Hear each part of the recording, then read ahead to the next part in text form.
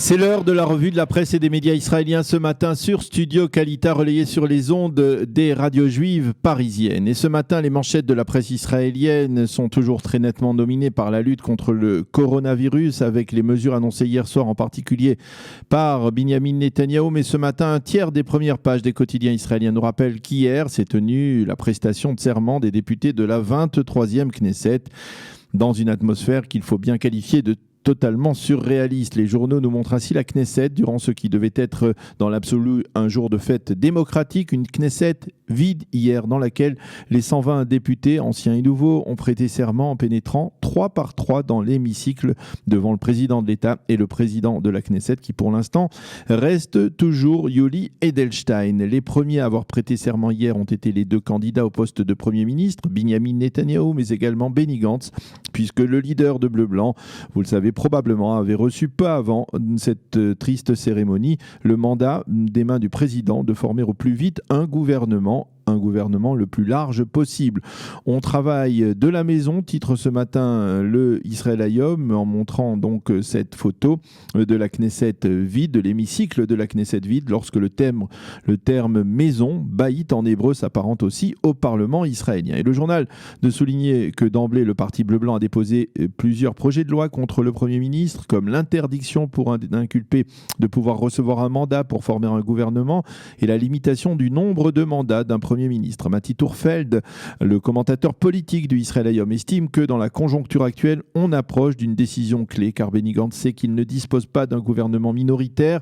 Quant à Amnon Lord, il écrit en forme de reproche sur cette une: Benny Gantz s'est plié aux Arabes avant même le début des pourparlers. Sima Kadmon, à la une du Yediot Aharonot et sous une photo montrant Benny Gantz et Netanyahou dans une Knesset vide, reflète le sentiment général en écrivant ce matin: ce devait être une cérémonie si joyeuse, c'est devenu une réunion tellement triste. Le Maariv, lui, se fait ce matin l'écho de la demande, ou même plutôt de la prière exprimée hier par le président de l'État, Reuven Rivlin, durant la cérémonie. Je n'ai qu'un souhait à vous formuler: offrez à ce peuple un gouvernement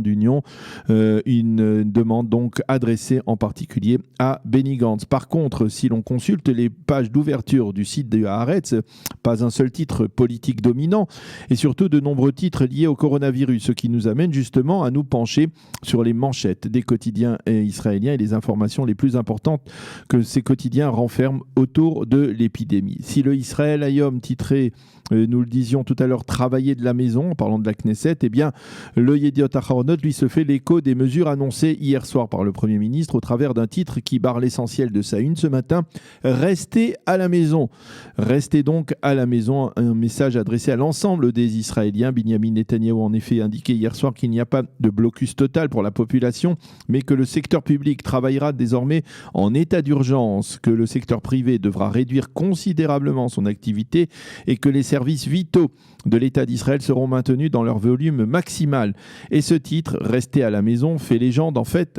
à une photo qui représente la moitié de la première page, comme vous pouvez le voir peut-être maintenant à l'image, la moitié de la première page du Yediot Aharonot, qui nous montre des milliers d'Israéliens qui ont profité hier tout simplement du retour du soleil pour aller se détendre sur les plages de Tel Aviv et du littoral israélien, comme s'il n'y avait pas de confrontation face au coronavirus. Des images qui ont fait bondir de colère contenue, il faut bien l'avouer, hier soir, le docteur Gabi Barabash, qui est directeur de l'hôpital Ichilov, qui est devenu le conseiller médical maison, si je puis dire, de la chaîne 12 israélienne, la principale chaîne de télévision israélienne, et qui a expliqué hier qu'il fallait absolument que les Israéliens comprennent la gravité de la situation et restent chez eux. Il a cité un chiffre qui permettra de mieux comprendre que l'État d'Israël n'est pas encore au bout de ses peines. Dans 2 semaines, nous aurons, qu'on le veuille ou non, 10 000 malades, et dans 3 semaines, nous en aurons 20 000. Et la population doit être disciplinée si l'on ne veut pas que cela soit plus grave encore, dixit donc le professeur Gabi Barabash. Le Israël Hayom nous montre toujours en une ce matin une scène incroyable, il y a encore un mois, et même moins, des soldats de la défense passive prenant d'assaut, si l'on peut dire, l'hôtel Dan Panorama de Tel Aviv, un hôtel bien connu qui a été réquisitionné par l'armée israélienne pour y installer, le moment venu, probablement très prochainement des malades légers ayant contracté le virus. 2 autres hôtels de la chaîne Dan ont été réquisitionnés à Jérusalem et à Haïfa,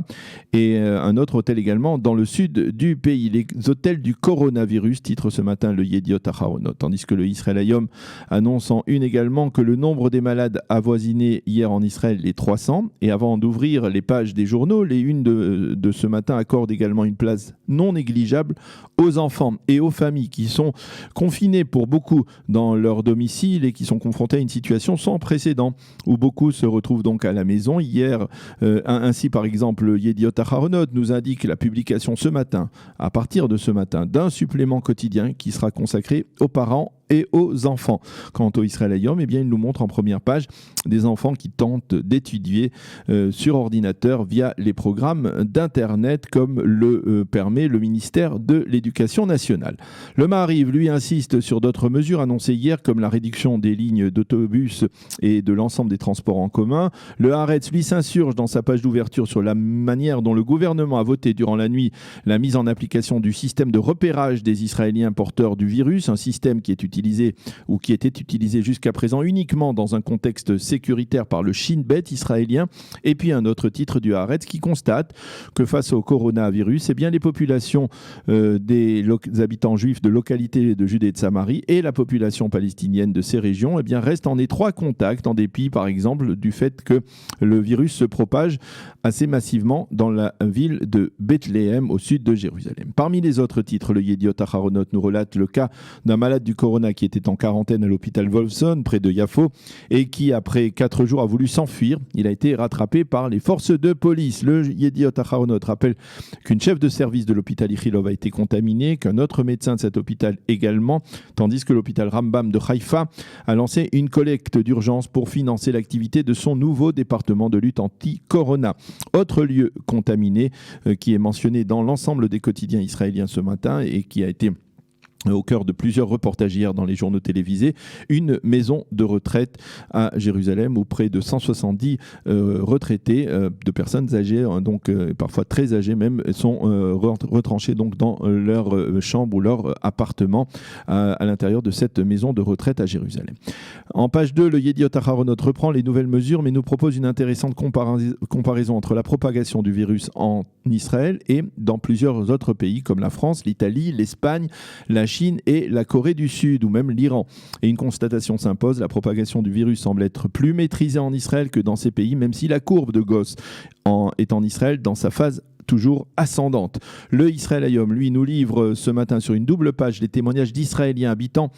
ces pays touchés, comme Michal Divon à New York qui parle du rêve américain devenu un véritable cauchemar, ou Shiran Zini en Italie qui explique que les autorités n'ont pas mesuré en temps voulu la gravité de l'épidémie. Le Israël Hayom se penche d'ailleurs aussi sur les milliers de globetrotters israéliens qui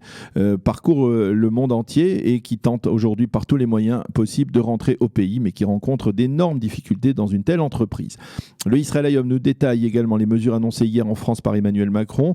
Et Tamarilem Guindin, elle, se penche sur la situation catastrophique en Iran, où selon elle, c'est l'ensemble du pouvoir iranien qui pourrait avoir été contaminé par le virus. Le Maariv, lui, nous projette sur sa page d'ouverture vers la Colombie qui a fermé ses frontières et nous annonce que le virus se propage assez rapidement au Mexique. Voilà donc pour cette revue de la presse israélienne consacrée à la fois ce matin à la situation politique en Israël et à la crise du coronavirus. C'est la fin de cette revue de la presse et des médias israéliens. Pour mieux s'immerger dans la réalité politique, sécuritaire, économique et sociale d'Israël, connectez-vous chaque matin sur Studio Kalita. Daniel Haïk vous y attend pour sa revue de la presse.